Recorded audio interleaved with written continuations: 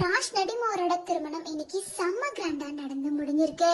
Wedding அப்ப எடுக்கப்பட்ட எல்லா பிக்சரையுமே சமந்தாவே அபிஷியலா அவங்க சோசியல் மீடியா பேஜ்ல ஷேர் பண்ணி சேவ் த டேட் அப்படின்னு இன்னைக்கு டேட்டை மென்ஷன் பண்ணிருக்காங்க.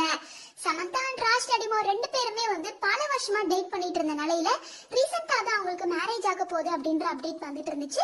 சோ இது எல்லாமே ரூமர்ஸா தான் இருக்கும் அப்படின்னு எக்ஸ்பெக்ட் பண்ண நிலையில இப்ப சமந்தாவே அது உண்மை அப்படின்னு உறுதிப்படுத்தி வெட்டிங்க முடிச்ச கையோட வெட்டிங்ல எடுக்கப்பட்ட எல்லா பிக்சரையுமே ஷேர் பண்ணிருக்காங்க. சமந்தா அண்ட் ராஜ் நடிமோரோட திருமணம் கோயம்புத்தூர்ல இருக்க ஈசா சென்டர்ல தான் நடந்திருக்கு.